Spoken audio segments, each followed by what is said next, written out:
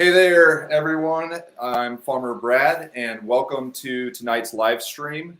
I wanted to just have this opportunity to interview the Clueless Farmer, and I'm located in East Central Indiana, and the Clueless Farmer is all the way out in South Dakota. So without further ado, let me bring in the Clueless Farmer, and we'll get to chatting away.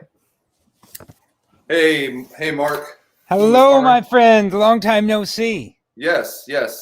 It's been many months since I've seen you, actually. And this is the first time I've talked to you since we went to Five Arch Brewery in Centerville, I think. Yeah. First time we've talked, which was last June or something. Yeah, and we got Brad Ward in the house. He said hashtag Farmer Brad and hashtag Clueless Farmer. I'm going to put my screen right here. I always like this because when I do this, you can really see but if it's like that, it's like maybe he has hair. There we go. Yeah, so I wanted to take this opportunity to sort of introduce my subscribers to the Clueless Farmer and get to learn a little bit about you and sort of your backstory and the things that you've been learning. And so. Wow. Well, first of all, thank you. Thank you. You've been very supportive this whole time because you actually have a successful YouTube channel and have figured that out and all that. And of course, back when we were working our office jobs and I was telling you about this crazy idea that we had, your support through all of this and encouragement and everything else has been great. And my picking your brain constantly. It's been nice, and I hope I can repay you in some way, somehow. Next time I'm in Richmond, I'll bring you some steak. Yeah, definitely. I'll never turn down great beef. So we used to work together. You did video editing, and I did web development. Mm-hmm. And then how did this transition out to South Dakota happen? Was it just on a whim, or was it something that's been kind of in the works for a while? Well, this offer has been on the table for a long time. My father-in-law, before our first child was born, so almost a decade ago, he bought a property that had a rental house on it. And that was kind of part of the thing was he said, I have a rental house and just come out here and learn farming and everything. And it just sounded absurd at the time. And we were getting ready to have our first child. So we just kind of put that on the back burner. And then we had our second child a couple of years later, and it was always there. But then the past year, I don't know what it was, a multitude of things, just not really feeling. I loved the place I used to work. I think a lot of people get burned out where they work and then they blame it on the workplace. I worked at a great place, but I just, the work itself, just the office job work was just not very fulfilling. And this was always in the back of my mind. And then of course the past year where all of a sudden you start really feeling that sense of maybe wanting to be self-reliant, early on in March of 2020 when there was food shortages or that you couldn't buy toilet paper, whatever was going on, just that idea of being out in the country just sounded really neat. And the more we talked about it, the more we decided to go for it. And so we made that leap. We made the decision in, I think, March. And we talked to my father-in-law and he was open to it. And then it was July 15th was the day we actually drove. It was when I think back to that drive we took, moving all of our possessions here, I still get really stressed out just thinking about that. It was such a crazy thing. But yeah, now we're here. And it was a long time in the making, and it's pretty cool. And so the videos that you put on YouTube, where does it start in that process? Does it start at the very beginning before you did the transition, or where? Just sort of give a general overview for people watching. Well, this is again where I'm appreciative to you because we worked together 5 years, 4 years, I can't remember how long we worked together. Almost 5 years. And so for 5 years, you'd always hear me as I was kind of starting to get, I don't know, just burned out, not fulfilled, not whatever, because I'd been doing the job so long. And I told you all those 5 years, what if I did move to South? What if I did videos? How do you do videos? What do you do? What is it? You know, and I did this to you for 5 years, where I'm surprised you didn't throw a brick at my head or something. But yeah, but that was a component. I wanted to bring my videography here. I don't know, just because it sounded like it would be an interesting story to tell, and I had been making videos for so long. So, but yeah, I started the videos I started filming them in March after we made the decision. But we also kept that decision private. I only told a select few people, yourself included, and we kept it private. But then I think I started publishing the videos in May. So while I was still working the office job, and while we were still living in Richmond, Indiana, I started publishing videos, and part of that was to keep myself on track, so I didn't chicken out. Like I'm making a video that says I'm moving to South Dakota. I can't say, "Oops, I'm not moving." So that kind of helped keep me on track. So the videos the YouTube channel starts with us making the decision in March, and kind of goes from there, selling the house, and then I made a video in July. We came up here in early July to clean the rental house, to get things ready, to leave the car here, to all get in the pickup truck, to drive back, to then get the U-Haul truck, to then make the final move a week later. So I did those 2 videos back to back. And I just rewatched part of it the other day, and it just stresses me out even seeing it. Yeah, the trip 1 to South Dakota, trip 2 to South Dakota.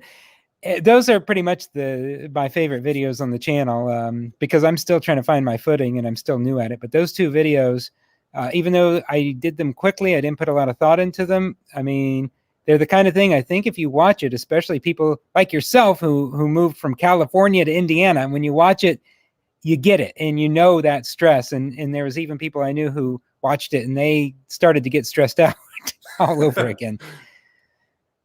And yes, you did that too, right? You drove a big U-Haul truck, except you did it from California to Indiana. So yeah. And the mistake that I made was somehow my clean clothes got stashed in the very front of the moving vehicle.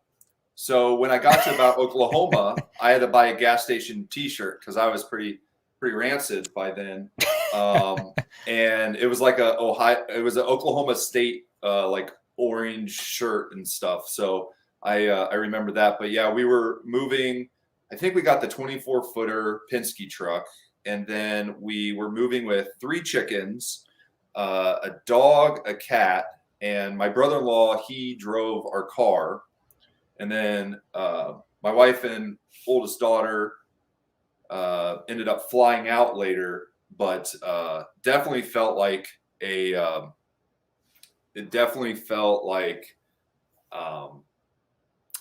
I felt like a trucker by the time I was done, because we had the 24-foot truck, and then we had the trailer on the back, similar to you, and we were just going, and I figured the chickens in the back of the truck, I made a little transport crate, and I figured that they were still doing pretty well because they were laying eggs on the way. Oh, nice. And I felt bad for them because there was like a 40-degree swing going from Southern California in November to East Central Indiana and stuff. And so, we relocated, got an 8-acre homestead, and kind of had the chickens and just felt like, okay, we had the barn, the space, might as well just figure it out and use it and stuff. And so, what would you say has been the biggest difference between living in town and having a sidewalk and sort of the day-to-day, having a small yard to mow with your real mower, and having a country property, and just from your experience? Everything. I mean, it was probably too, but part of it is the fact that you're never done. You can have this illusion, at least when you live in town, that you're done. Just on a Sunday, I'd mow the yard and weed eat, whatever you do, edge along the sidewalk, and then maybe clean up around the house, and then you're done. Like you feel like all things have been, nothing is accomplished here in terms of there's never a day, and I could live here 50 years and there's never a day where you're all done. The barn will need a new roof eventually. This tractor is down at the moment. That tractor needs this, but it's still working for now. You're never done. There's never a time where you're done. And it's fun. I explored this playing around with my video stuff the past couple weeks, because I made a video talking about how I have control over nothing. But then I did a 180 and made another video where I was thinking, no, actually, the real stress is you control everything, and that's the problem. Is you're in control of everything out here, and you dictate what goes on. And so, and that can be overwhelming, because where you have that false sense of control living in town, it's just mainly that a lot of those decisions are made for you. Working an office job or working any kind of job, working for an employer and living in town, you don't have to think about a lot of that stuff. I mean, you sweep your leaves out into the street and they magically disappear in a couple weeks when the city comes to get them, or whatever, or the trash pickup, city trash pickup. Whereas here you figure out all those things, and that feels like a lack of control, but it's really the overwhelmingness of controlling every aspect of making the decisions regarding every aspect of your life. And so that's a big adjustment, and it goes back and forth, because some days you feel that freedom that comes along with that, and other days you feel like you're just choking.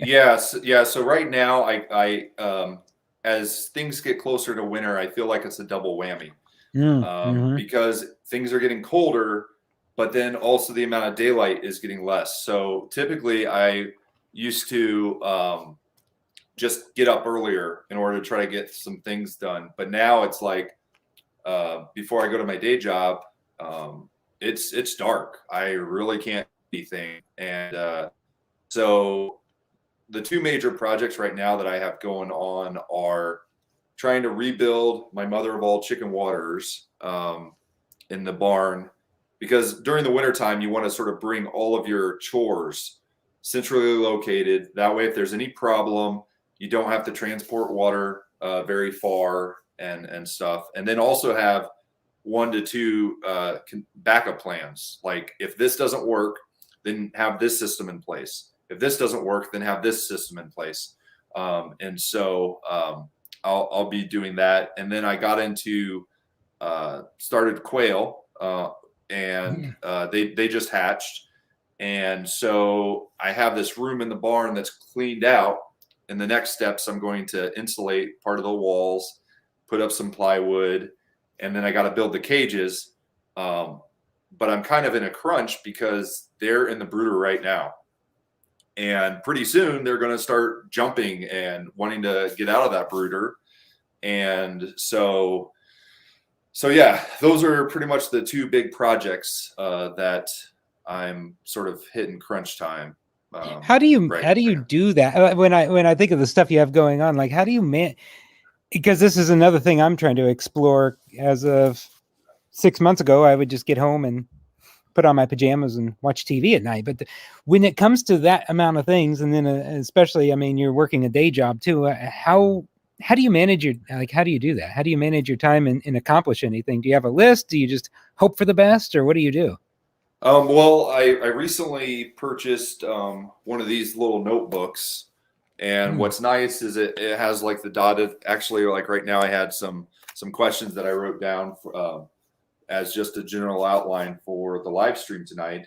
But like here is my plans on rebuilding the IBC tote, mother of all chicken waters, where it's going to go in relationship to all of that. So I'm carrying this around because I don't know exactly when the ideas are going to hit me, and I need to be prepared to get those ideas down. And so here's where I've been brainstorming the winter water system for the quail. So let's see, right there. So there's going to be a little bucket with a heated element in there. Then I found on Amazon a pump that can pump up to 11 feet, and then it will circulate the water. And then these will be where the quail cages are. Now, I haven't quite figured that out.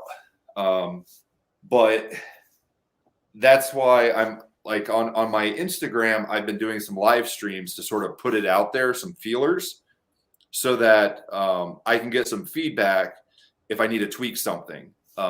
Where like on YouTube, I'm trying to get a lot of footage that then during the winter, when I don't have as much projects to be able to do because of the weather, I can try to edit those. Now, technically, I've been sitting on some footage from November of 2020 of where I did 264 feet of trenching.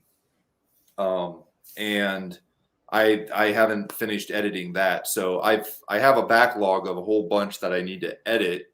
And for those things, I can like just wake up earlier and try to do them in the morning. But in the morning, I'm also making chicken water buckets and shipping them out and stuff. So what time do you get up? You got to be to work at what, 8? Actually, 9 right now. 9? And then, but I typically get up at 6, and try to fulfill some orders and do some editing before I go to work my day job. And yeah, it's tricky. I would say that I'm not the best at balancing work, family, the farm, but what I'm really noticing now is like trying to build in those systems where your animals and things and systems are working for you and not against you. And it takes a few years to develop those things. So I started with 3 sheep, and the goal with the sheep were to keep the backyard mowed. Well, it takes more than 3 sheep to keep 4 acres under control. So sorry, there's a fly flying around. So those 3 sheep ended up turning into 6, and then 10, and 13 at one point. And then I sold some rams to help pay for some hay for the winter. And so, yeah, there's this whole process. I try to follow a lot of what Joel Salatin does with sort of the order of, okay, you have a cow on your property. Well, then the chickens can eat the cow pies in order to eat the larva to keep the flies down, and just having sort of the animals work for you. Like have everything that's not a pet have a purpose on your farm. And so we have a livestock guardian dog, Marshall, and once I got him, a whole bunch of predators have gone away. So I haven't seen skunks or possums or coyotes since we've gotten him, and just figuring those things out. So I don't necessarily have time a great management answer for that. Yeah. Well, yeah, Yes. no, I agree. Well, I agree with having your animals work for you. That's one thing we're starting to learn with the guinea fowl. A friend of my father-in-law's generously gave us some, and so we're working with that. And then there's just a bunch of wild turkeys that come through here, and so I mean they're picking at the ground. I'm so ignorant to things. Originally, I saw all those wild turkeys. I'm like, why don't we just eat every one of them? Look at that. They're great. But they patrol the area. There's just a ton of them around here, and they patrol the area. And we don't have ticks or anything like that really to any great degree, because they're always on patrol, and the guinea fowl will be doing the same. But yeah, that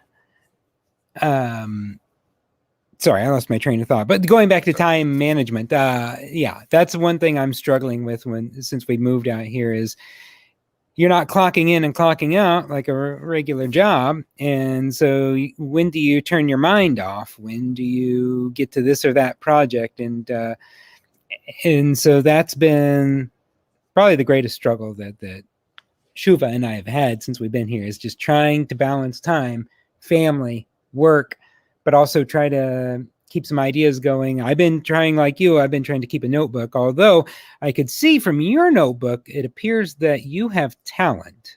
And see, I lack that. Any drawing in my notebook is like a stick figure, and that's about it. Or the other day I drew the cabin from Little House on the Prairie. I don't have any plans to build a cabin. I just wanted to see if I could remember it. So that's my notebook. Yes. Yeah. So it's tricky. But I would say, so one question I have for you is, like, in your videos, it seems like you're off doing your own thing and your father-in-law's doing something else on the farm. Is that typically what happens, or is it more or less he shows you, gives you a rough overview, and then lets you free to figure it out? It's actually, I'm pretty much, it's actually kind of the opposite. The videos don't really portray it correctly. I'm with him most of the time. We're side by side working on stuff. He's showing me stuff, or we're doing things together. The videos look completely the opposite, just because I haven't really put him on camera much yet. Yeah. I don't think he's against it. I just, it's a matter of just interacting with someone else. I don't really want to make him uncomfortable or anything. But a lot of it is also, I shoot a lot of the stuff when I'm trying to do my video thing when I'm by myself, because then I have complete control of what's going on, and can take the time to put the camera somewhere. I mean, I'm dealing with someone who is trying to teach me what's going on. He's trying to hand over so much knowledge, and I just would feel like such a dope if I were like, hold on. I gotta adjust my tripod. So no, the camera just sits in the front seat. I drive my truck over to his place in the morning. The camera just sits there. And then if I'm off doing something by myself, I set up the camera, because then I have control of it. And the other thing is just, I got to work through the shyness, because he is a very interesting, talented, fascinating person. And so I should include that more. But instead, I'm nervous about doing that, because I can talk to the camera by myself, but to be there with him and also talk into the camera and also like film him. Yeah, I'm adding a whole degree of what would probably be like, what probably seems like nonsense to him, or what would seem like nonsense to anyone. But I need to do that. My wife, who is kind of the person who looks at the videos when I make them and tells me if I've really phoned it in or not. She says, where's my dad at? What? This is his farm. Where's he at?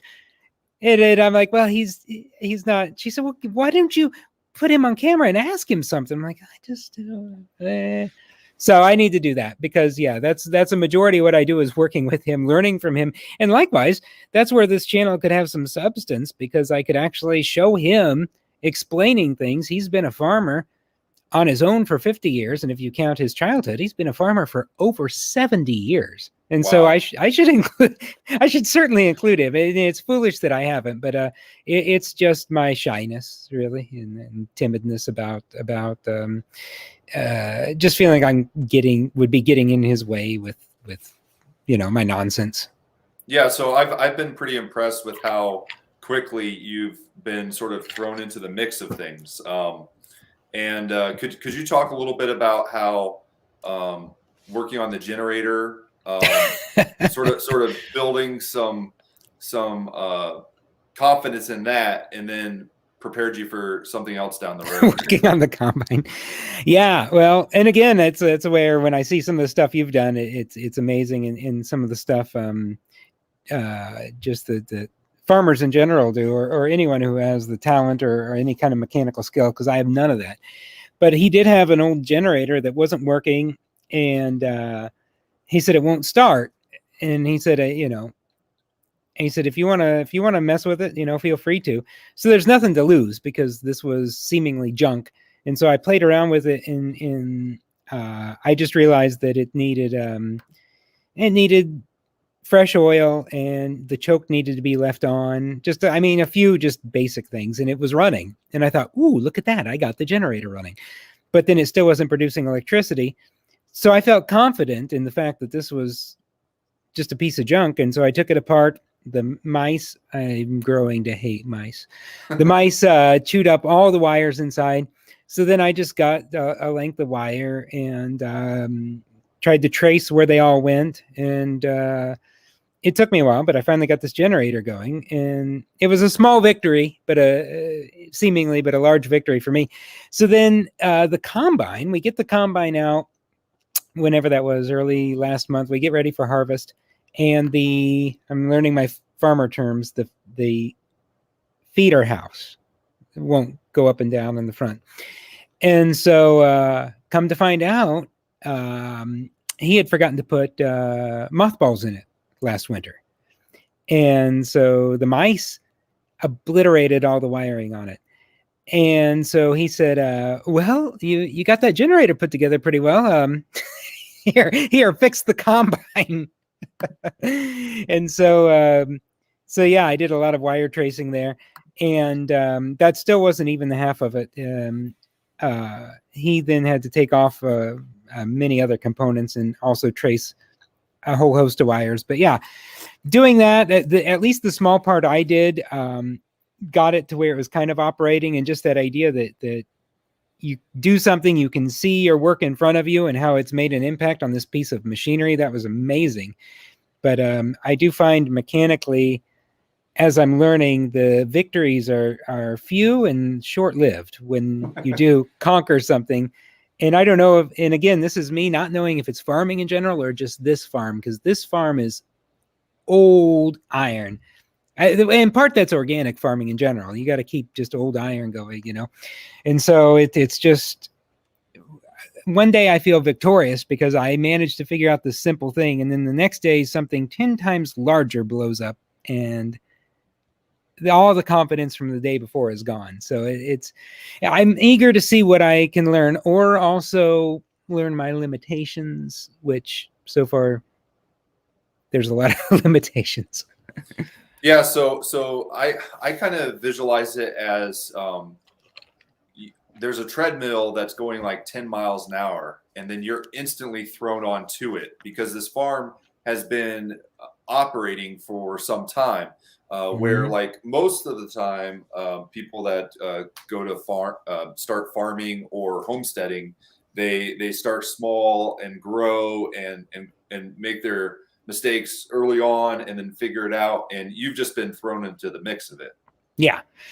It's this farm. That's one of the reasons I also wanted to try filming some of this is that this farm is completely chaotic. There is his philosophy. So he is a minimalist, much like I am, and that's where we kind of jive.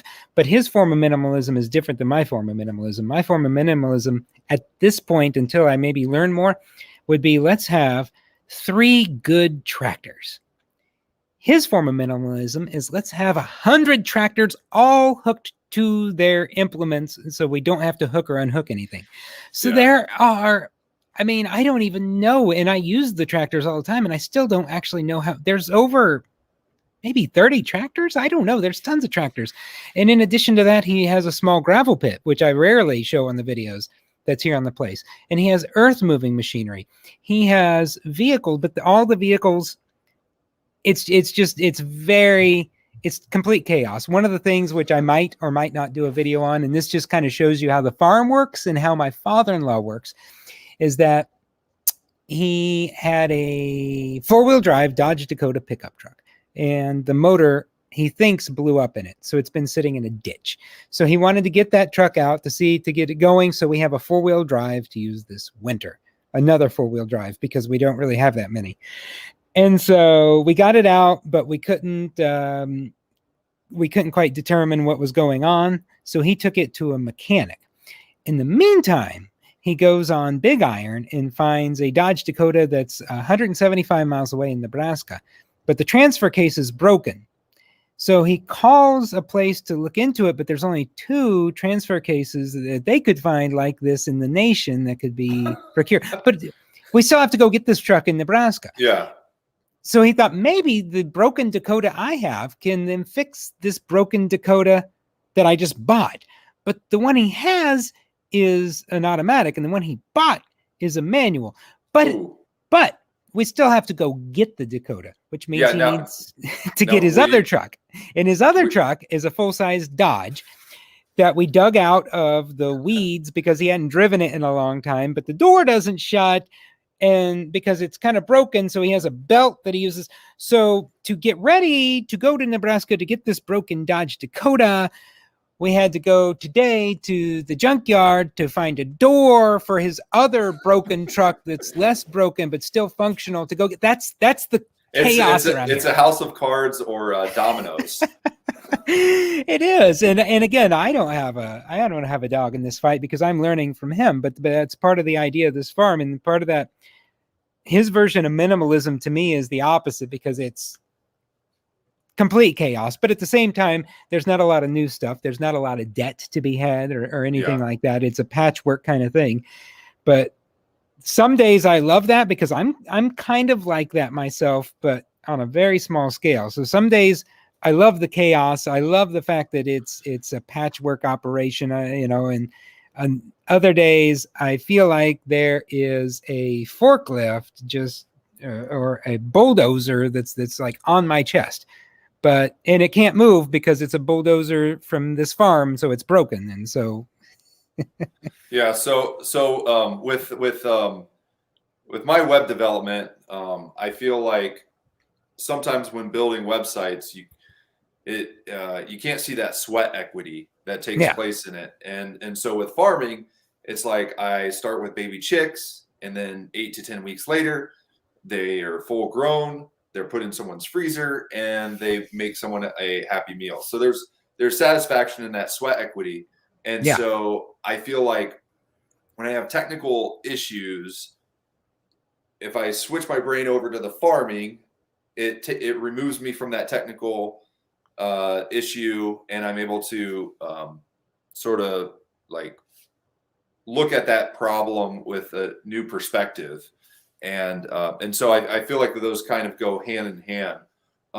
You had mentioned to me that a lot of YouTubers out there that are doing the farming, they're typically farmers that are learning how to videotape.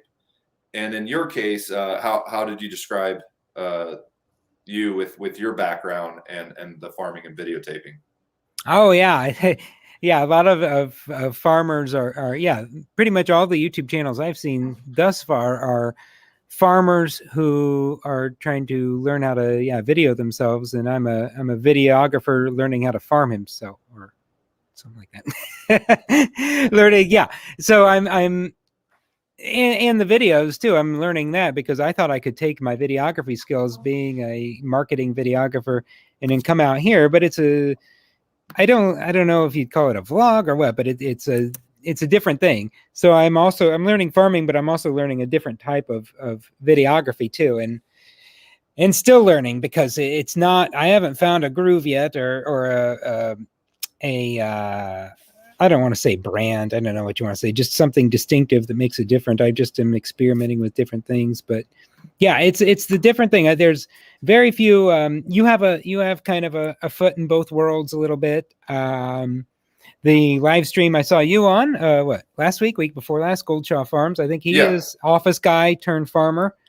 So there is that a little bit, but to go into a full-fledged farming operation with zero skill, well, I can't say zero skill. I do sell myself short. I mean, I grew up in the country. I mean, I know how tractors work. I know how, I'm comfortable around livestock, but in terms of farming, no. Yeah. And so, it's and the type of farming that I do, I don't deal with fields or tilling or that. I end up doing more or less with chickens and sheep, and then building manufacturing the automatic chicken water buckets. But I would say that I would generalize your YouTube channel as you're doing storytelling, and you're doing really great with all of the angles that you provide. That one video where you're on the bike, I felt like that might have been your first realization of all the extra work behind the scenes as a YouTuber, getting the shots, getting the angles, and having to go back and get your camera. How was that experience? Was that back in Richmond? Was yeah. Oh, where I'm going to get the pickup courthouse. Truck. Yeah. Yeah. And I was coming back to that was still that was pretty close to the move, if I remember right. And I was trying to well, that's another thing that I learned in terms of the trying the YouTube thing or filming and stuff is a lot of those early videos that I did when I was still in Richmond. I was a little more carefree because that Richmond was the town I'd lived in my whole life, so I just didn't care. But around here, I wouldn't dare do anything like that. I would feel so foolish. I didn't care at all. I felt kind of in control because that was my home, you know, and I'm completely new here, and I've never lived anywhere else in my life. And so I don't take the camera with me anywhere. And I do forget one thing I did do. I don't know why I did it. I guess just outreach or just trying to drum up whatever, was there is a local Facebook page here, and I shared a video of mine on that page, but then I forgot. And so there have been a few people who actually watch the videos, and so now I'm kind of scared to go into town because it's a much smaller town, and I feel just very shy about it. But that was the first video. Yeah, you're right. The bicycle video was the first video where I was really getting that idea of how if you really want to do it right, then everything you do has to take a lot longer. But at the same time, when you put that was in Richmond when there was really nothing on the table. But out here, in addition to just being more shy when it comes to doing anything someone would see, there's also this farm. I mean, I want to, you know, I have an interest in things being efficient. And so I can't stop and shoot something repeatedly. So I have to find a good balance there, which again, I haven't found that yet. So and when you're in the tractor, you're using a full-size camera on the tractor, right? Sometimes I have an old GoPro that I've been using lately because I'm lazy, but most of the time I use my Canon 80D. I use a huge camera. I was impressed of like, wait, how is he doing the shifting and making sure it gets in the right gear and skipping the bad ones and filming and moving it around? Was that one with the GoPro? In the combine? No, in the tractor where he wrote the gears. That was a full size camera. Okay. Yeah. No, so I had pretty impressive. Yeah, it was the Ford. I think it's an 8200. It has, I want to say 18 speed automatic transmission, but only 7, 10, 13, 15, and 18 work. And there's no brakes. And so you have to think fast using this thing. And yeah, he was using a full-size camera in it at the same time.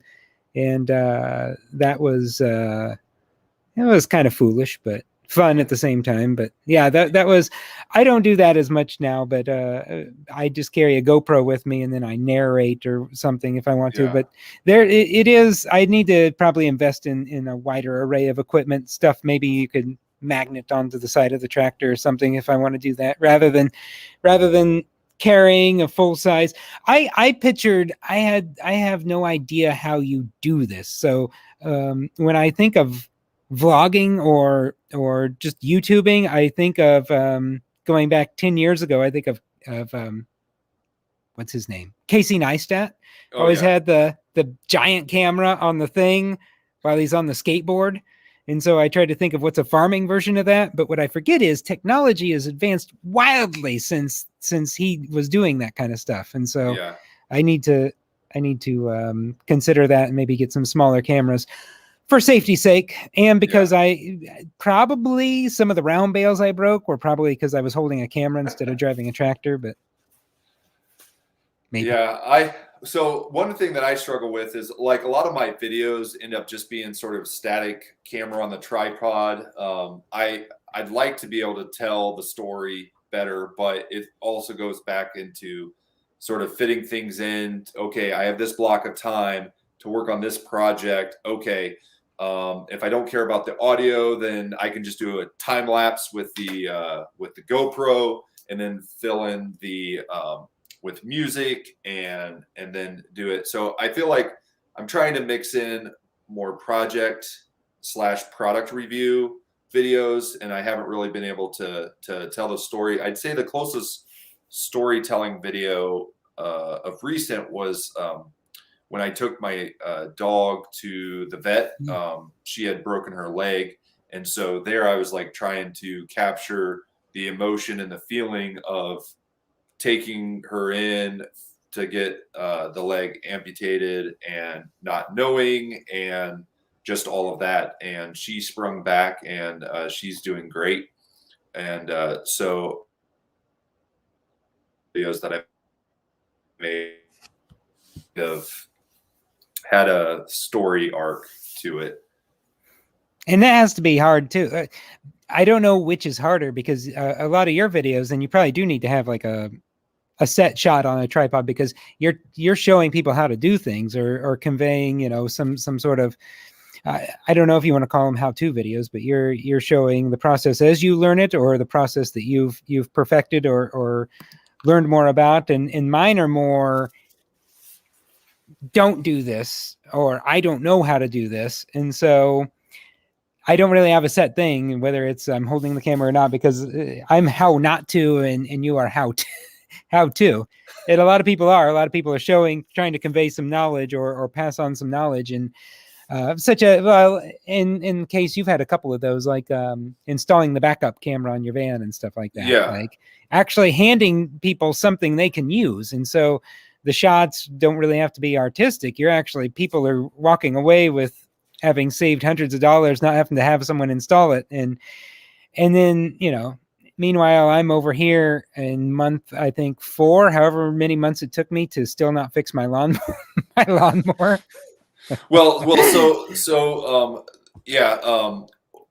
So Celtic Roots Farm mentioned about how you can still do sort of movement with static shots.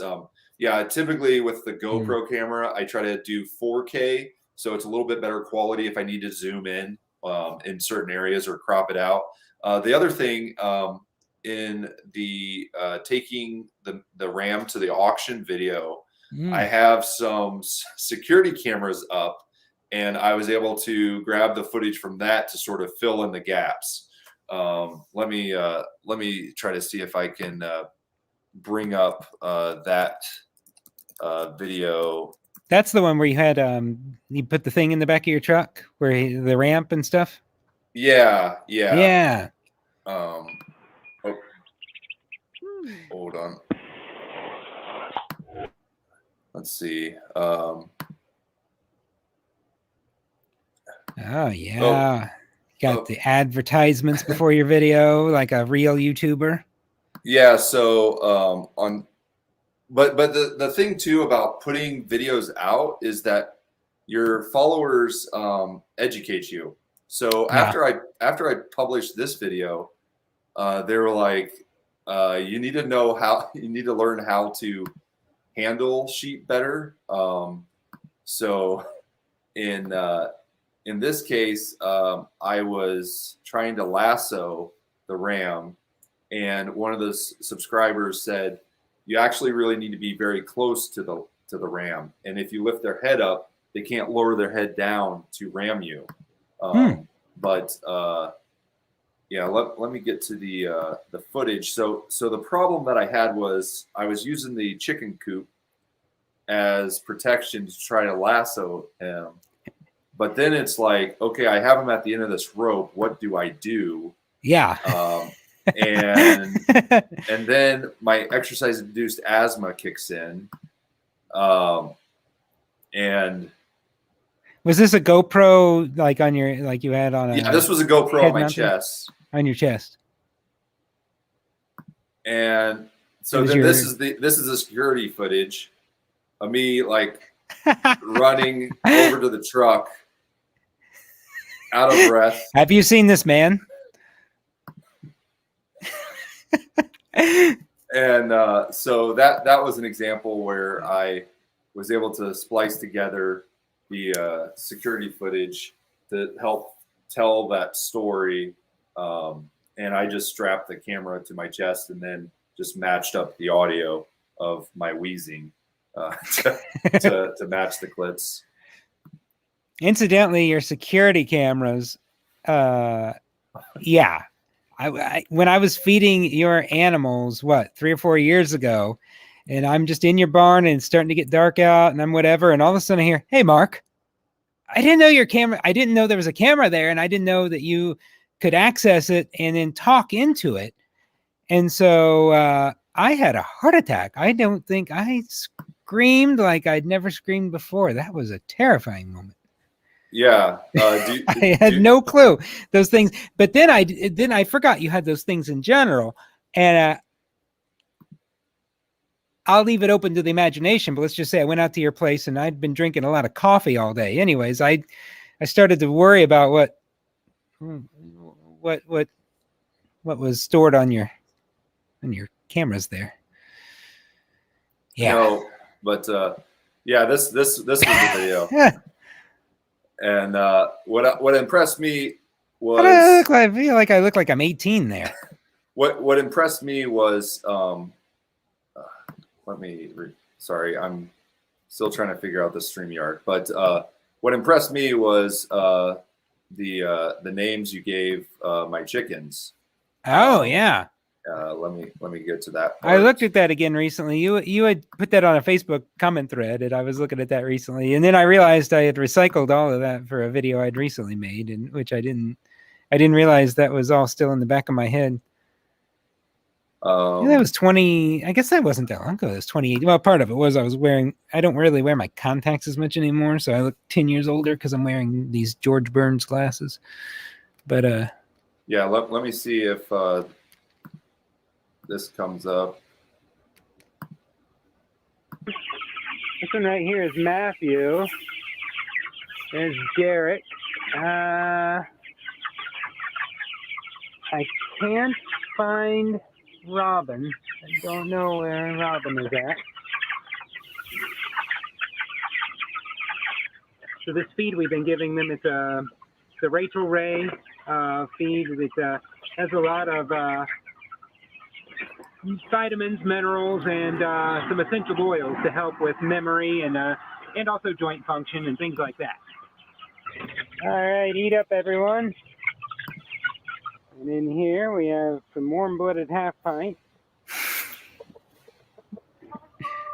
They're looking pretty good today. That does it for this farm update. The chickens are... Oh, yeah, and I ended with that. Yeah, that was when I was first like trying to just play around with that idea of making videos that weren't work videos. That was a lot of fun. But yeah, I forgot about that thing. No, I did that a few times. The end of that video was just a music box that I wound up and played and had it just to amuse myself, I guess. But that was 3 years ago now, and it doesn't. In some ways, it feels like it was longer ago than that. I don't know why. Yeah, it was a while ago, but that was sort of yeah. I really appreciated you doing the chores, and one thing that helps too is like, so there was another farm nearby that I had the opportunity to help with chores, and it was with some cows, and I have like small animals on my farm. And that was like a big sort of shock of like how massive cows are, beef cattle are, and then I also had to use a tractor in order to move big round bales, and I was terrified that I was going to set it wrong, and then the round bale starts rolling down the hill, which I'm sure that you've had that fear when those round bales. Yeah. Well, my biggest round bale fear, I eventually worked through it, was moving a bunch of them recently to get them all out of the fields. And the idea is, this sounds so elementary to actual farmers, but the round bale trailer, you stack 4 on each side, but it's really tippy. The trailer, they designed them, I don't know why, just to freak the heck out of you. But so you got to stack one here, then one here, then one here, then one here, because the trailer's really tippy. And then you line 4 across the top, 8, 9, 10, 11, no, 3 across the top. And so it just looks huge. And then I'm pulling it down the road to take it to the other field, and this thing's just doing, wow. That's terrifying. I mean, the one thing that my father-in-law said, because I was terrified, but the other idea is I still think of roads like I'm on the road. But out here, like South Dakota, there's only 7 people in the entire state, little known fact. And so he said, well, so a round bale falls off, then what? because there's no people. What's the matter? The roads are all gravel. What in Indiana is a driveway. Every road is a driveway out here. So yeah, so the wagon tips over. Are the roads skinnier? Because there's parts out, like near Liberty, Indiana, that I remember where it's like, wait, these roads are way skinnier than like the rest of what I was used to. Yeah, they are. Is there a little bit of that? They're not as skinny. I know the roads you're talking about. They're not quite as skinny as that, and the gravel isn't. Those roads, the gravel roads there are not as fine. The ones around here have a mixture of sand and really fine gravel, so you can go along at about 40, maybe even 50 miles an hour if you wanted to. I don't go that fast, but I certainly see people do it. But I think they're a little wider, but not as wide as a common back road in Indiana. I mean, you're still. And you kick up a ton of dust when you're driving. And that's the other thing I had to finally come to peace with is your car's never going to be clean. Yeah. I just like every now and then in the winter, I don't really have nice cars, but I go spray the car off, get it clean 2 or 3 times a year, and it stays clean. Your car's never clean here. Like you just are always going to have a dirty car. Yeah. No. During the winter in South Dakota, do they use salt or do they do like lava rock like California does? They use salt apparently. Everything's because I've been looking around. We just went to the junkyard today, and I was gonna see if there was any trucks that are the same year as my kind of older truck, just for that reassurance that there's some parts out there. There's not. They all rusted through. I'm the only one who has an 85 pickup truck. Anyone out here who had an 85 pickup truck, it's gone. It's Swiss cheese. So mine will probably be done within another year too. Yeah, they use salt, and winters are brutal, and so everything just turns to sand eventually. So what would you say is the top thing, like your favorite thing about South Dakota, and then the most challenging thing about South Dakota, as far as from coming from Indiana and being out there so far? I'd say my favorite thing is just, you can feel that there are not as many people. I mean, especially out where I'm at, but even, I mean, the big city 20 minutes away is Sioux Falls. And I think, I'm going to say it's 187,000 people. That's the biggest city in the state. Maybe all those numbers are wrong. I don't know. But yeah, you can feel that there's fewer people, and it's just a little more, I just feel like it's a little more laid back in a way. I guess is my favorite. That's hard for me to answer too, because I really haven't gotten off the farm much. Shuva does all the grocery shopping and stuff like that. So I only go into the small town nearby, Garrettson, maybe once a week. Maybe the other small town nearby, Brandon, I go there maybe once every week or two. So, but yeah, I'd say the toughest thing for me is, in some ways, at least out here where I'm at, it feels a little bland. Not bland. That's a little too negative or cynical. It's just different. In Indiana, the roads kind of do this. You have winding roads and trees everywhere. You can't drive a few miles without there being woods. Everything is wooded. And out here, it's just not as many trees. It's a grid system, mile by mile by mile. Every piece of land is called a section, and so it's just blocked off mile by mile, and so everything's kind of a perfect square in most areas.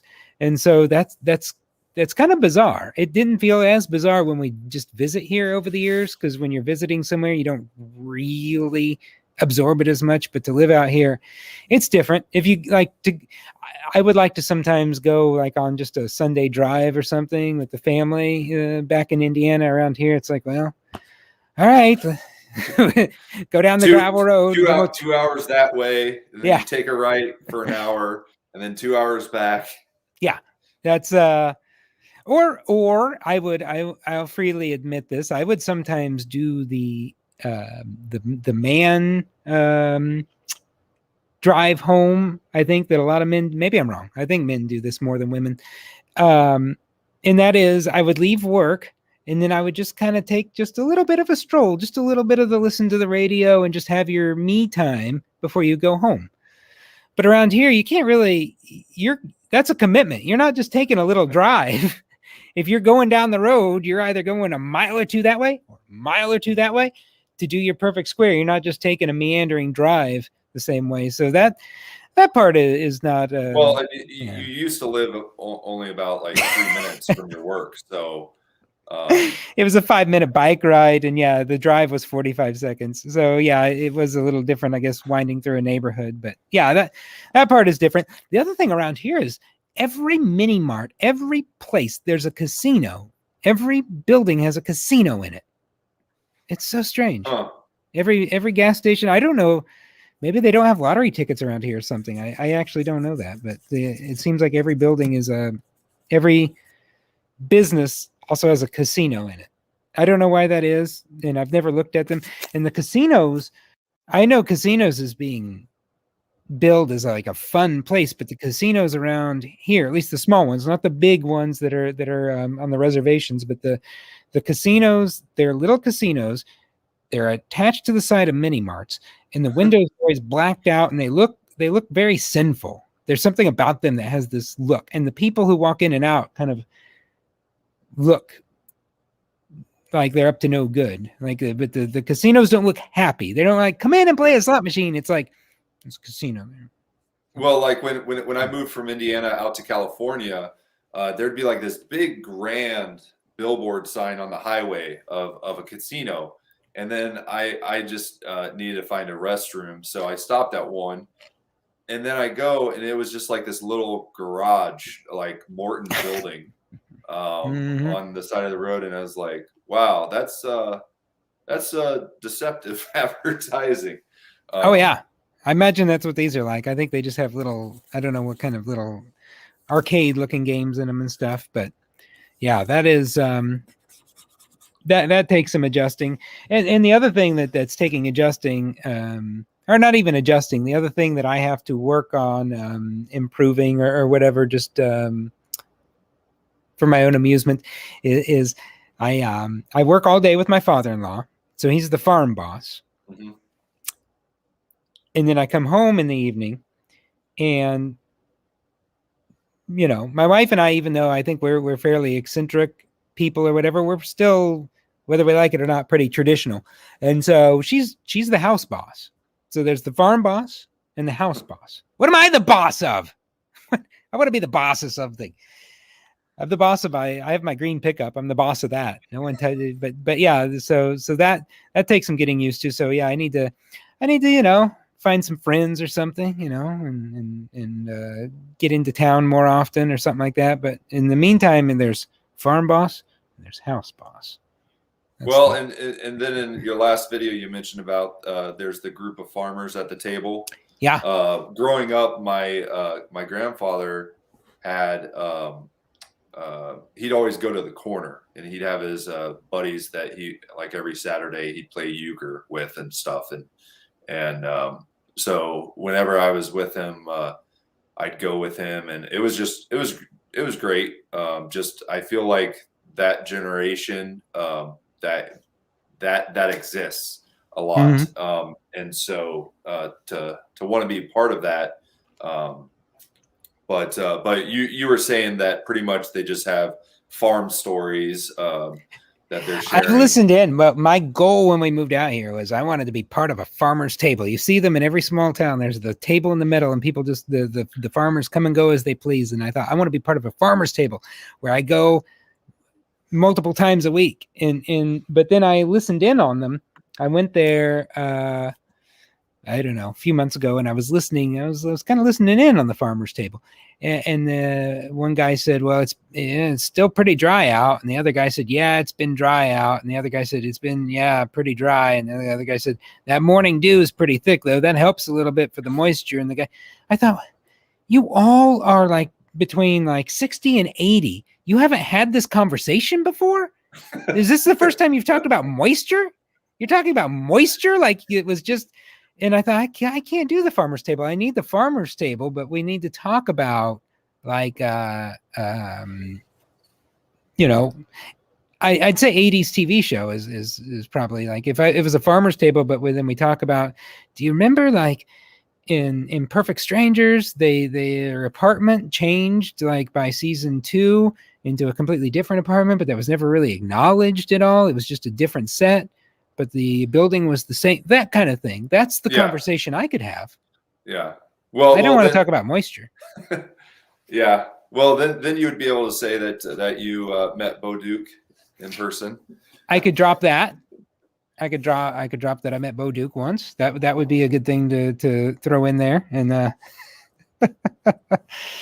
but yeah, that would, if it would have to be a pop culture centric kind of thing, but otherwise, but then that would be obnoxious because you can't really have that at a small town diner. You would have to find like a niche group for that. So that would be a Sioux Falls place I'd have to go for breakfast, but that wouldn't have the same charm as the small town, because when you get into Sioux Falls for breakfast, that's where you go to the kind of restaurant for breakfast where like you want cream with your coffee, and then the waitress says, do you want dairy or non-dairy? You know, those kind of places where you want toast, but they have gluten-free options. That would be the kind of restaurant you'd have to go to have like a pop culture get together. So that would be, I'm getting sidetracked here because I just saw a comment here that said, I just saw that guy died from that show. Guy died from what show? I think someone died from Perfect Strangers? I think the show that you were talking about. I'm not versed with the older shows, but oh my. Yeah, I got distracted by that because I had no clue anyone from Perfect Strangers died. Who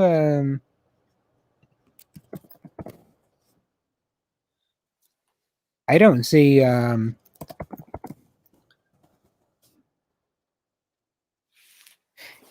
don't know. Someone must have.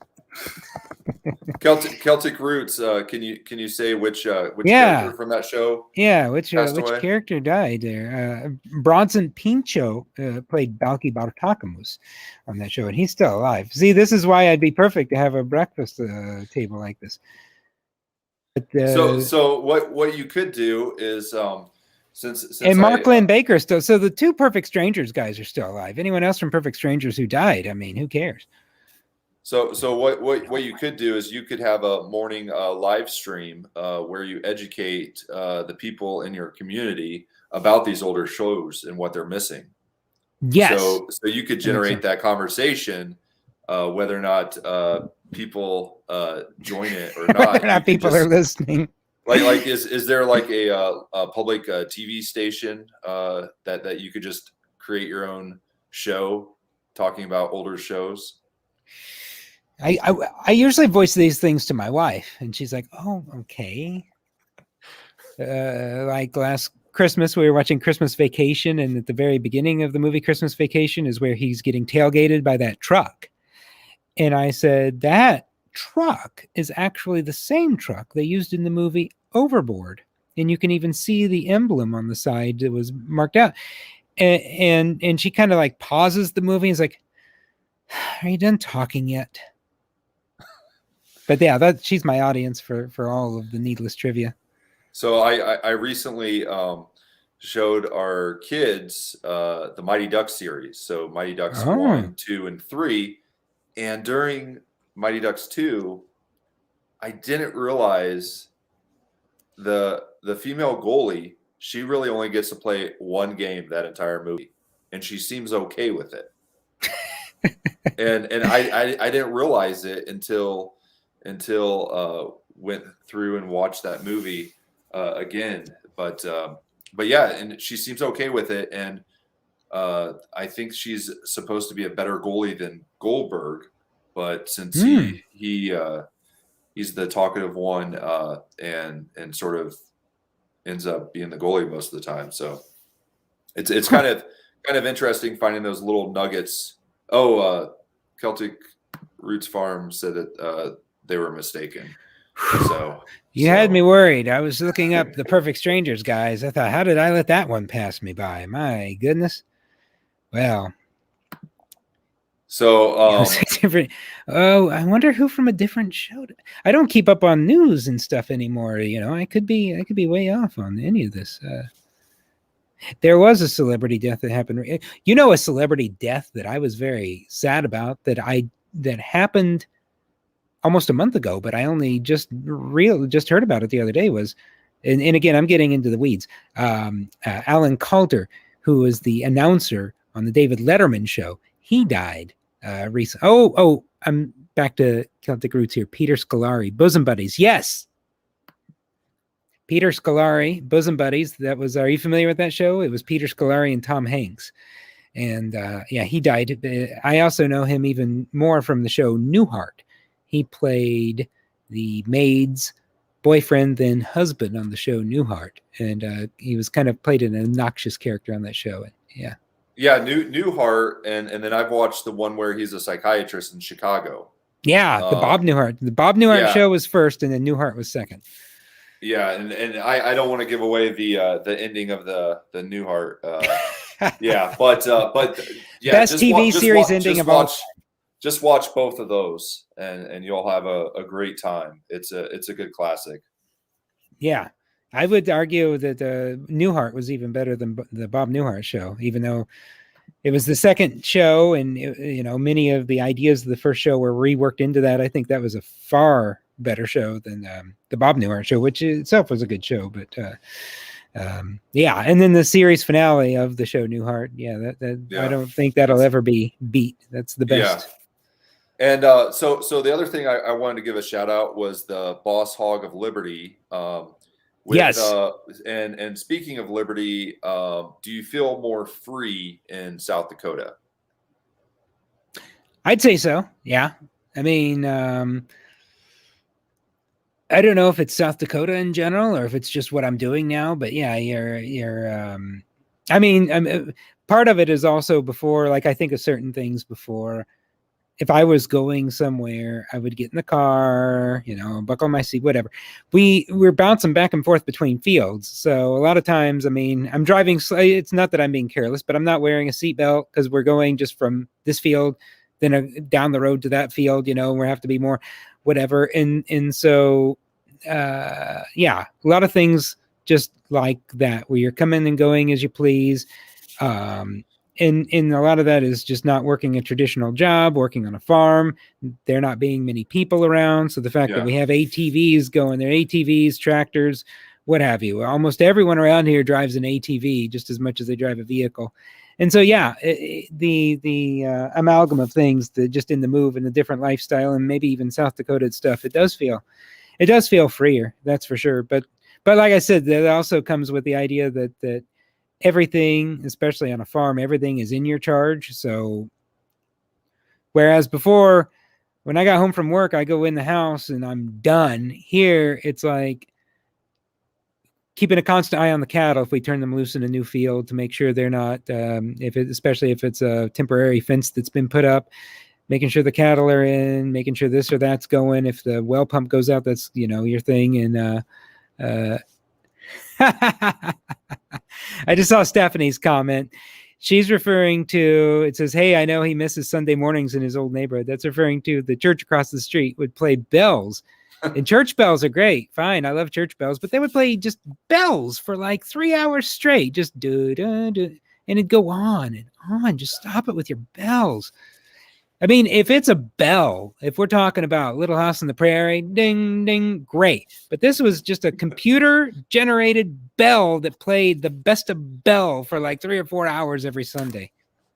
So back to what you're saying. Yeah, I do in a way feel. But yeah, that's probably, Indiana to South Dakota in many ways might have been like your experience going from California to Indiana. Because you no longer had to do like EPA checks on your cars or any of that stuff. And it was an interesting experience. Now I grew up in Indiana, so I was a born Hoosier, and then was out in California for 6.5 years. Met my wonderful wife out there, and then relocated to Indiana because at that time I had the remote web development job, so I was able to have the big city salary with the low cost of living in Indiana, pretty much cheating the system.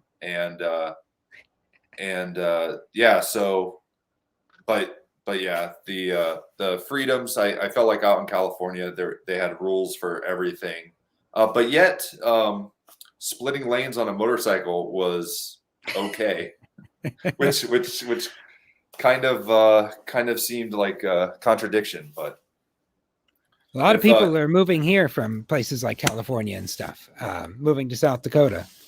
Just, I don't know what the certain, if there is one particular rule or law that's driving people here, but whatever it is, yeah, there's a lot of people that are coming here from states like California and stuff. But the one thing I would say, maybe more freedom here, but in Indiana, prior to living here, if someone said, how much does a house cost? I'd say $70,000. If I said that around here, they'd laugh at me. I mean, a house is like, my house that I owned back in Richmond here is like $250,000 or something. I mean, there, you can't beat the price. I don't know if we're talking about Indiana as a whole or just where we live and lived in Richmond, but the prices are, $3.50. You can go out to a movie and a steak dinner in Richmond, but here, I mean, that's going to cost you about $2,700. So the prices are going up to follow the trend of people heading there. Yeah, I think so. I think, yeah, it's probably that. There is a lot of development going on too. I mean, I think we're far enough out that kind of thing, if it were to build out far enough, would be many years away. But things are, I don't know if it's that things are booming around here, or if, let's say, for instance, this state, I think it was founded in, I want to say 1889, maybe not. And Indiana was founded in 1816. So maybe there's still that difference. I keep knocking my computer down. That difference in years. So maybe what I'm seeing here is what 70 years ago was happening in Indiana. I don't know, but there's lots and lots of development going on, and it's crazy. Yeah. Now, does South Dakota do they have the tar sands, or is that more or less in North Dakota? Because I had heard that like a lot of people were following the oil and those jobs, like they weren't great, but there was a lot of money to be made. That's a very good question. I think that's mostly North Dakota. I don't know. That where I'm very much like this far into South Dakota, I think is another thing. I'm kind of like in Indiana where we lived. It was mostly, if we went somewhere, it was going into Ohio. If we wanted to go to a city, we went to Dayton. Here, even though Sioux Falls is nearby, I mean, we're this close to Minnesota. So yeah, what goes on in the rest of the state, I don't know. I hear there's Mount Rushmore in the state somewhere. So the question is, if you built a pumpkin cannon, would you be able to shoot it to the next state from where you're at? Yes. Are you that close? I could shoot Minnesota. One of the things I've said, which is horrible, it drives my wife nuts, is when I was selling the boys on moving here, because they liked where we lived in town, I said, we can have bonfires. I said, we could set off fireworks. And then I said, I don't know why I said we could blow up a horse. They said, so we could blow up a horse. My wife said, that's horrible. And now, for some reason, and I was just being irreverent, but the boys mention that every time. They just, when someone asks them, how do you like it out there? They say, we could blow up a horse. But, well, like when we bought our place, the previous owner, there's like this big grave in the backyard. And I ended up asking the previous owners, I was like, did you have to put a horse down? And they were like, yeah. So there was like this massive horse grave in the back. I hope they dug it deep. Yeah. And I've buried sure big animals before, and when you don't, not since I've been here, but as a kid, we'd have this unfortunate thing happen from time to time, having horses and cattle, and if you don't dig that deep enough, and then you step, it's not. You gotta make it deep. Yeah, I lucked out, and my neighbor, he brought a very large tractor, and on his lunch break, he was able to dig a hole probably 4 feet deep by 8 feet wide by 6 feet long, just on his lunch break. And because I had a ram that passed away, and I messaged him. I was like, would you be able to help me? and because that would have taken a long time to dig by hand, because I don't have a tractor with a bucket on the front, and so yeah, just on his lunch break, he was able to just come over, dig a big hole, put it in, and cover it up for me. So that was great, and it was right next to where the horse grave was. So you bring up a good point. Something else I've noticed in farming in general, and in your case, like you brought that up, is that, there's not, living in town, you seemingly talk to more people, but it's very just a quick superficial thing when you live in town. But out here in the country, it is. I mean, there's no AAA for tractors, or maybe there is. But you like you talking to your neighbor, like people help each other, and people, just a few weeks ago, the propane place, they know my father-in-law, and they were putting in a tank, but they couldn't get the tank where they needed to, and they're just down the road. So they called him so he could come up with his bidirectional tractor to help lift it into place. And the same thing, or he'll call someone to come over to show him. And it is a lot of people helping people. And in a way, you're kind of just interacting and doing more. In some ways, it feels more fast-paced to me than living in town, because you are having to genuinely reach out to people, or people reaching out to you day in and day out. That's pretty neat. Yeah, I feel like it's like your neighborhood network. And the thing is like when someone is in need, you really should try to reach out and be able to help them, because you don't know when you're going to need the help. Mm-hmm. And stuff. So yeah, like on our road, there's a guy that does horseshoeing and does sort of training of horses. Then there's another family that has a greenhouse and produce, and then there's another family that does some welding. So there was a project that I had where I wanted to build a curtain rod, just a heavy duty curtain rod out of that black pipe. But in order to have it match up with the studs, I had to cut a section off.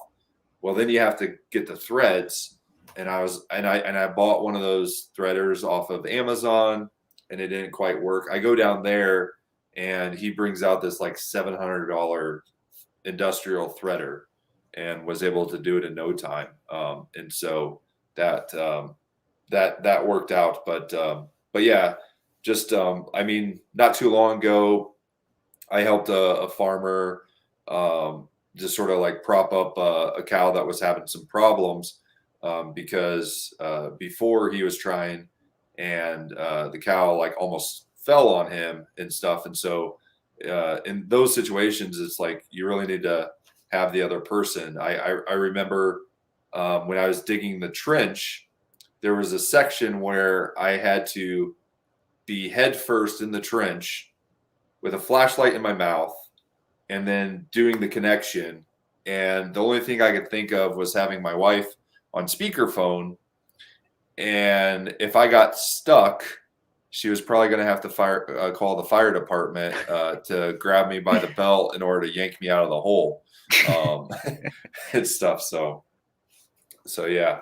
Yeah, that constantly. That's the other thing too. That reminds me is another thing I'm having to get used to is there would be days that would go by where I would get up in the morning, I would go to work, drive or walk to work, and then come home, and then eat supper, and then go to bed, and never once experience pain or discomfort.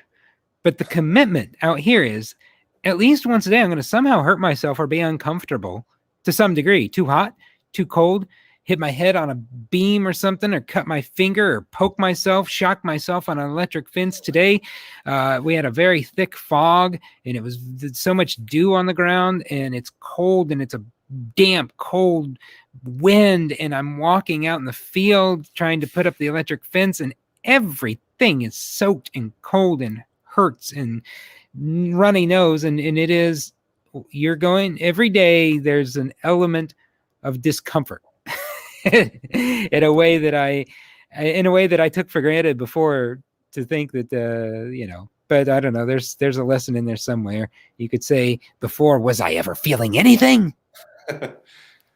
Yeah. So I see that there's 7 people in this live stream, which is great. That's great. And I'm sorry, I just now see the actual comments. I was on our other tab. So yes, Yeah, so I just wanted to say to the new people that have joined, I have Clueless Farmer with me. He's a friend of mine that relocated from East Central Indiana out to South Dakota, and he's working and learning on his father-in-law's organic farm, and just kind of thrown into the mix of it. And he's documenting his story on YouTube. So make sure to check out on YouTube. Clueless Farmer. How many subscribers do you have right now? looks like I might have 283. I had 282, but Celtic Roots Farm said they subscribed. Also, they said I just clicked on this, so I'm sorry I missed a lot of these comments. That when I mentioned the church thing, that said my dad was a pastor, and once as a kid I started messing with the PA system. I accidentally turned on the speakers in the steeple, and I could be heard singing all over town. That's great. Anyways, yeah, I think currently it's at 283 or something. But I said if I could get 1,000, I'll shave my beard. Yeah. So I wanted to have you on to just catch up because really since you've moved, we've only been messaging back and forth, but haven't been able to have a face-to-face conversation. Partly because you don't have cell phone service, or you've just been busy working in the field and stuff. So it's been I haven't been able to talk on the you. phone, and I haven't been able to text or anything like that since I've been here. We still haven't gotten new cell phones or anything that work. So yeah, I've had and I haven't. Yeah, this is the first time we've actually talked since I've been here. It's just been mostly, I think, outside of talking to my wife, father-in-law, and kids, it's Facebook messaging people. That's the main thing. Yeah. So this has been great. I appreciate you taking the time and doing this. This is fun. Well, and I know that you're going to be heading into winter, and so I wanted to make winter a little bit easier, and so I'm going to be sending you out this. This is the oh wow, heated Farmer Bread automatic chicken water.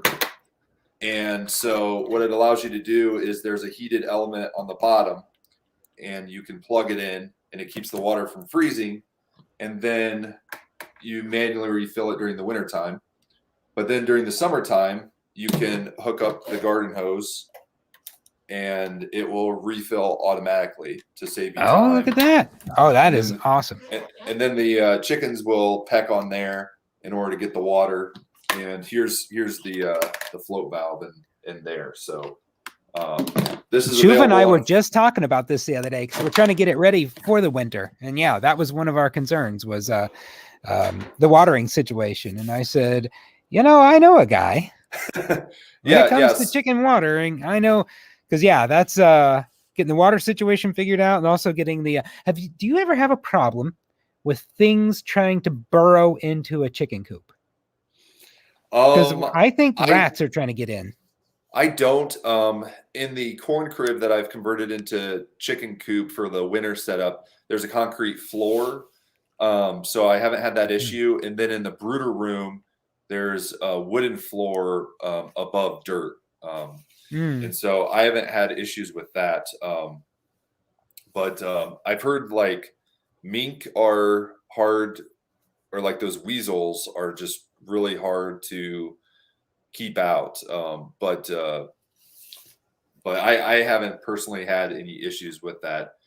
We have, I don't know how many cats we have now, but they do a pretty good job of keeping little varmints out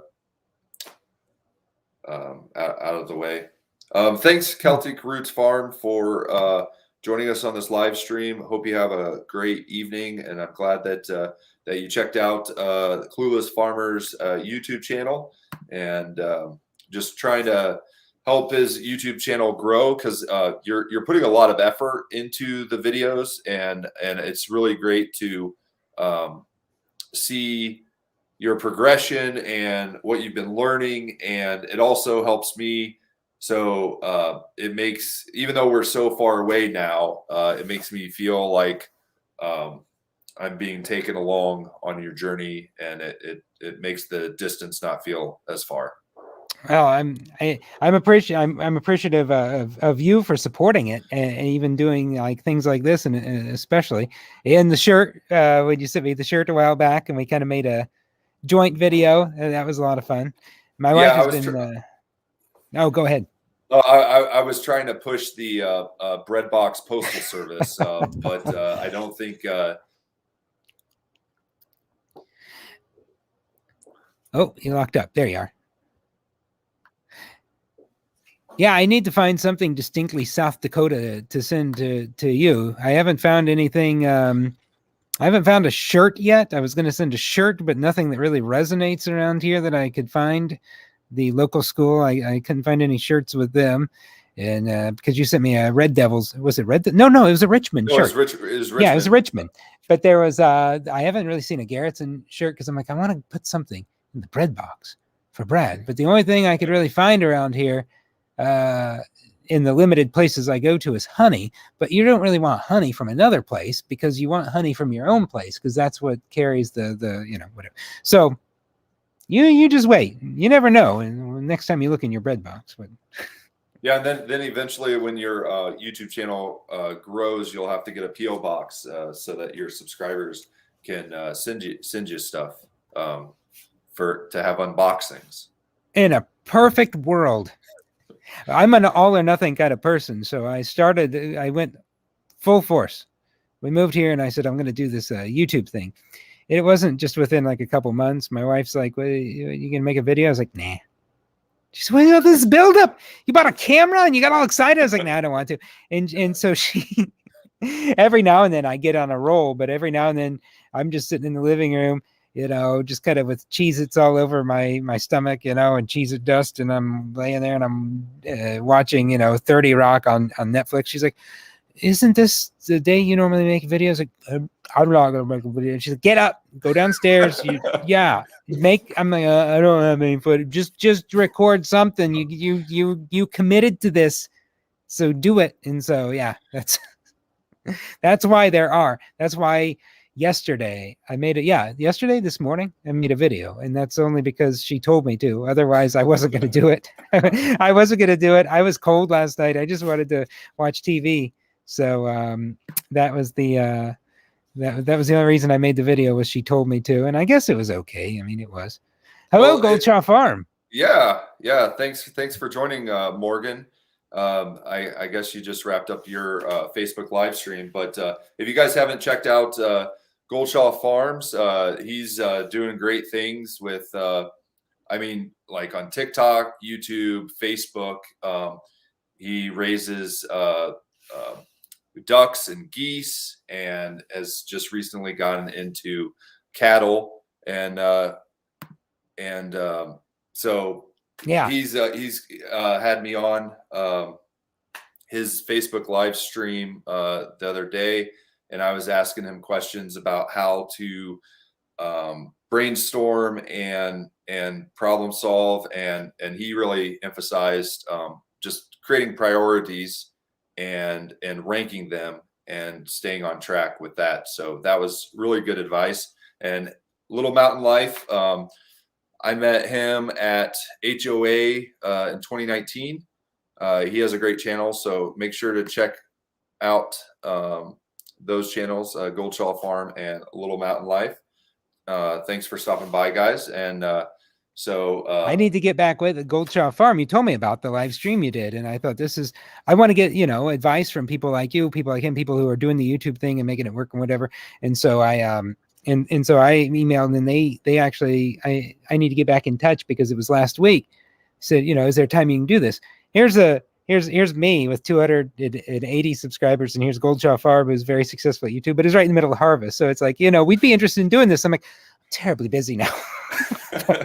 But we were very busy with harvest and stuff. I'm like, so I need to get back, especially now that I know I can do this. I didn't know I could do this before. But yeah, it was just last week when we were doing when it was nonstop harvest, and then this week has been nonstop harvest as well. So yeah. So how does it feel having your first harvest under your belt?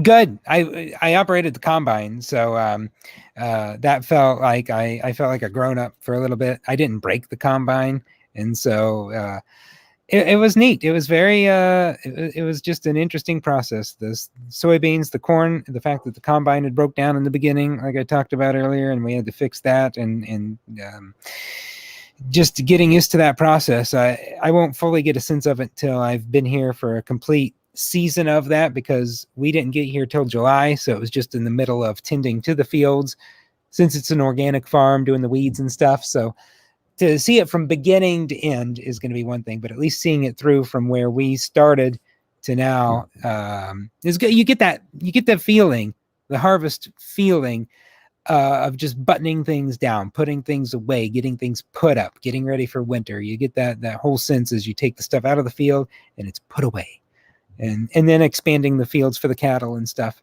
at that point. So it's a pretty neat process. Then you'll be able to sit down in your pajamas and sit down and relax. Or is it just ongoing thinking about, okay, now I got to plan for spring or figure out things for winter? I think it's going to be a lot of that. I think it's going to be a lot of outside of the farm, still us getting used to this house and still unpacking, actually, because we never finished unpacking.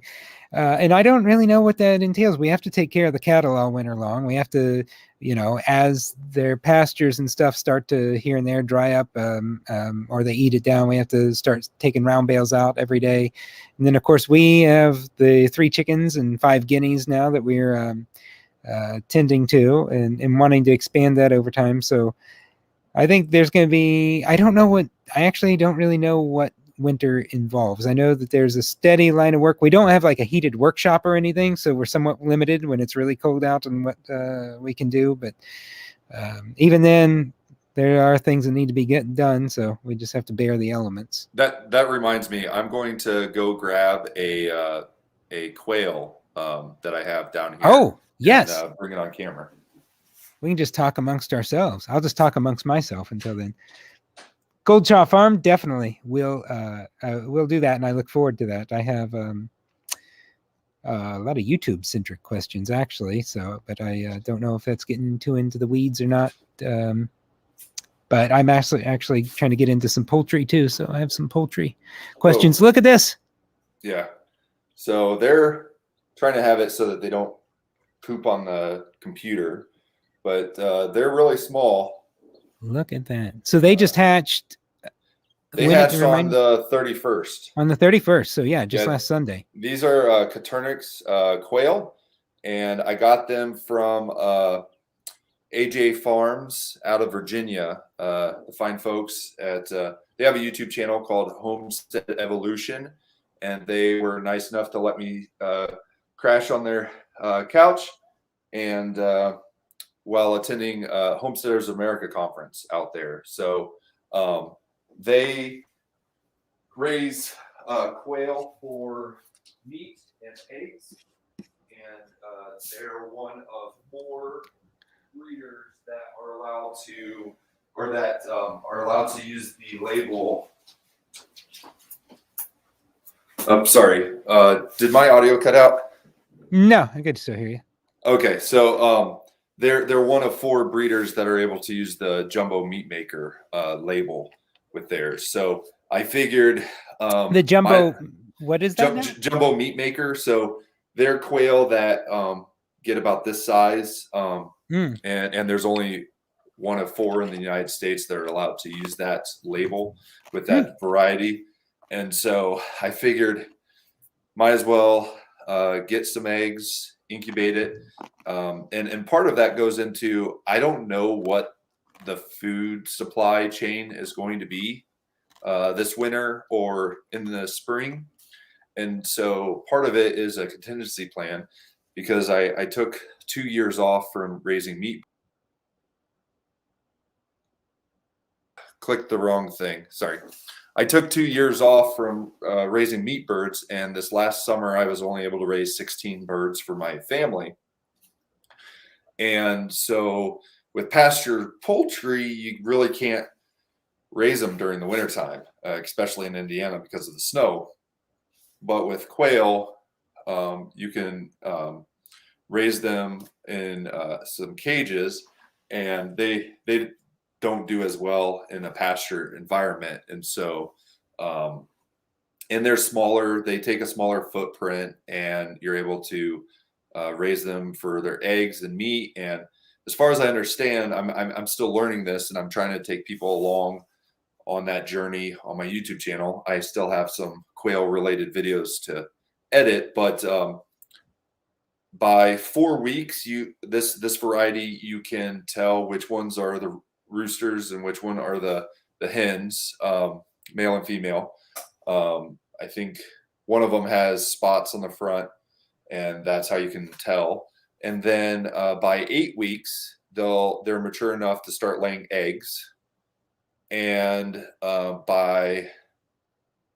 so that's pretty quick, because with chickens, it's 21 to 24 weeks before you get the eggs, and their eggs are very healthy.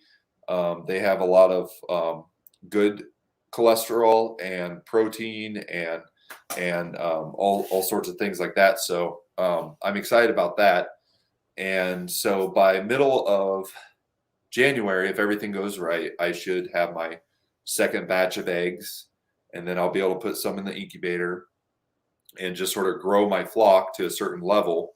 And then as far as I know, you have to keep the male female ratios right. So if I have too many males, then I can practice processing those. And I've heard that So the Land just came out with a video about quail, and with talking with him at Homesteaders of America conference, it sounds like processing them are pretty easy. So that's kind of the trajectory with that project. Wow. That's the most I've heard about their eggs, but that was about all I knew. Was I heard that their eggs are really healthy. But yeah, I didn't realize they could lay that soon, though. That too is pretty appealing. Yeah, and yeah, so that's exciting. But I'm learning a lot, and the thing about YouTube videos is, if you really think about it, most of the YouTube videos out there are people recording their first time of doing something. So like we're all not experts, but we're just brave enough to put that information out there. Yeah, to be and vulnerable.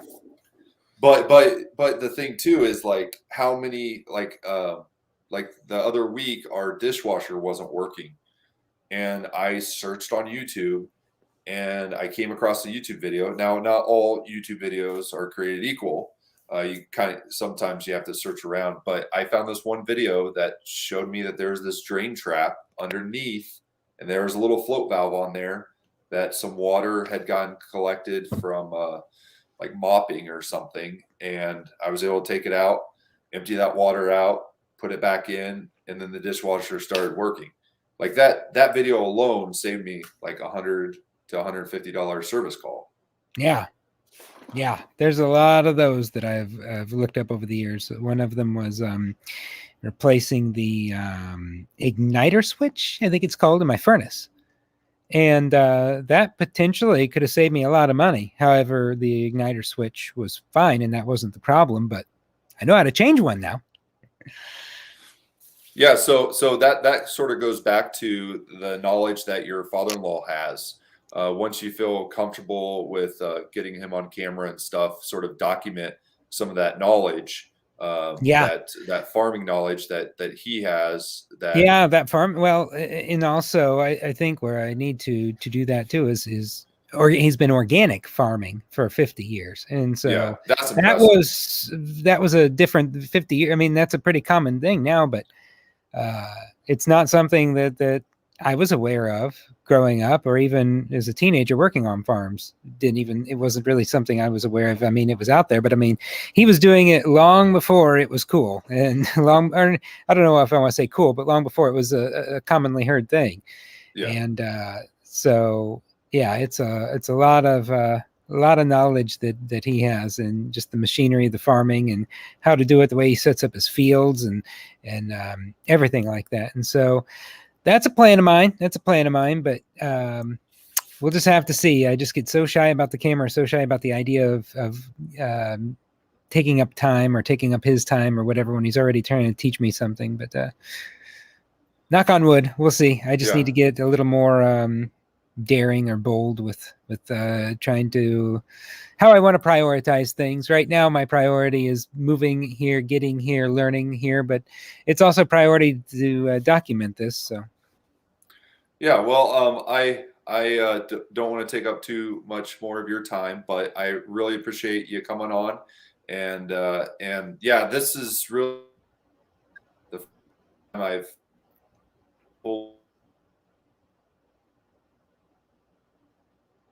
Oh, you froze up. Either you froze up or I froze up. Hello? I can't hear anything. Uh-oh.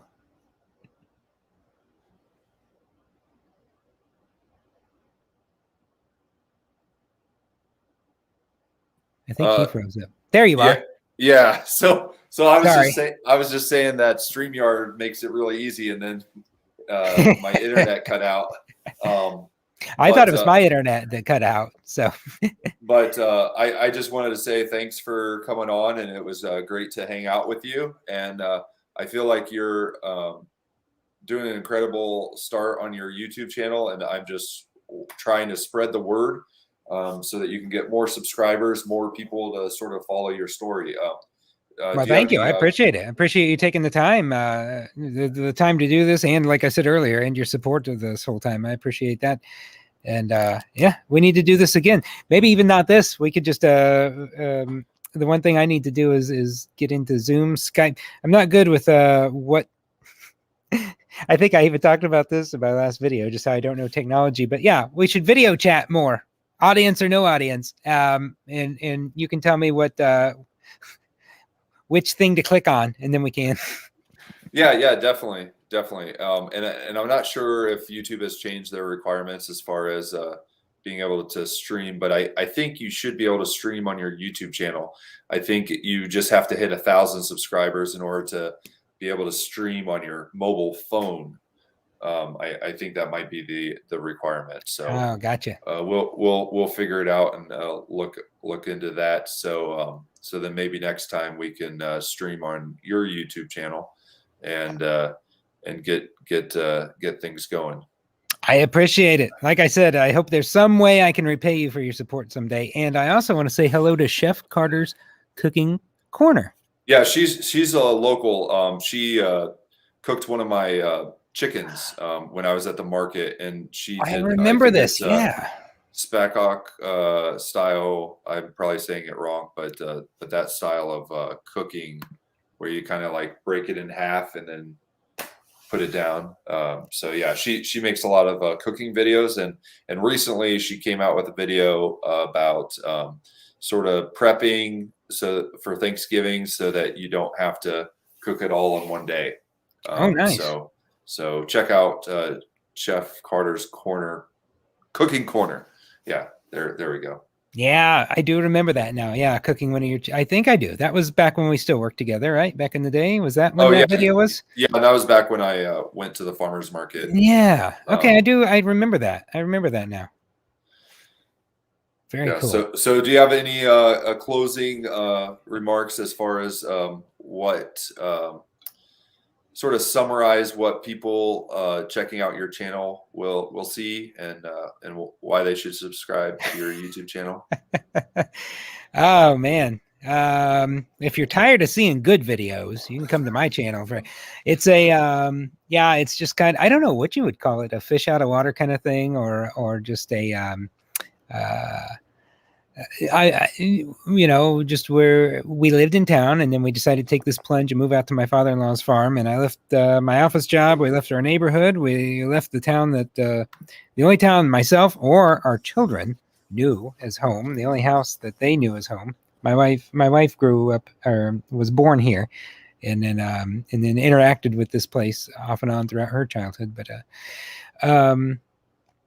I'm getting kind of sorry, I've been out in the cold all day, so I'm getting that tired loopy thing going on. But yeah, it's just I try to be a little bit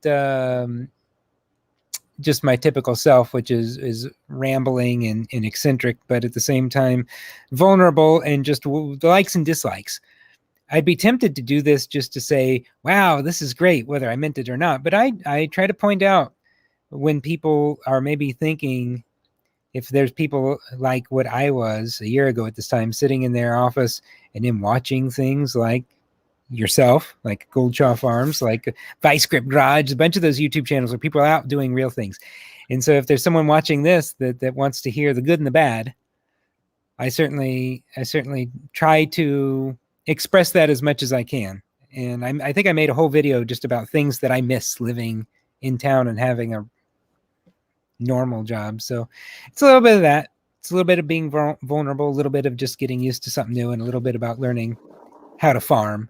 And people are quick to be helpful and point out things. I mean, the video I did just last week where the PTO broke on the tractor, a friend of mine who is a farmer watched the video and said, hey, you got to be sure to grease that regularly and whatever, and this and that and the other. So I guess it's a little bit of everything until maybe I find a certain groove or niche, but Yeah. it's basically fish out of water, learning something new, living somewhere else. And it seems like the few people around here who are aware of it enjoy that take of maybe seeing the place they live through a fresh perspective, and then just a lot of support from the people back home in Indiana who watch it just to get a glimpse of whether or not. And I named it Clueless Farmer. Maybe if I get a clue someday, then I'll have to change it, I guess. Like, your name is Brad, you're a farmer, Farmer Brad. Yeah. Clueless Farmer. What if I start knowing what's going on? But that's not going to happen for a long time, so I don't have to worry about that. But I figured Clueless Farmer was safe because people like to comment on YouTube videos like, that's not how you do it. Well, I can just hide behind them and be like, of course, I'm clueless. Yeah. So anyways, though, yeah, I do appreciate I appreciate you. I appreciate you doing this. This is really cool. And just cool that I can stream on my computer like this. I didn't know. I mean, even though 3 minutes before we started this, I'm like, oh, I got to download Chrome. Yeah. I'm 95. Yeah. Well, thank you. And I'll end up wrapping this up. But really great catching up with you. And if you haven't subscribed to the Clueless Farmer, make sure to check out his YouTube channel. And if you're in the market for automatic chicken water buckets, then go to farmerbrad.com. And I have various types of chicken waters. And let me share. Let's see. There we go. So we got a 2-gallon chicken water bucket, the 2-gallon one that has the built-in heated element, and then we have a 4-gallon one that has 6 water nipples on there. And then I also have pre-order plans for the Peterson chicken tractor. That's the style of chicken tractor that I use on our farm. So if you're interested in any of those, then make sure to check out on farmerbrad.com. So I'm going to end the broadcast shortly. Mark, you can just stay on, and then we'll thanks everyone for tuning in to the live stream. Have a great evening. Bye.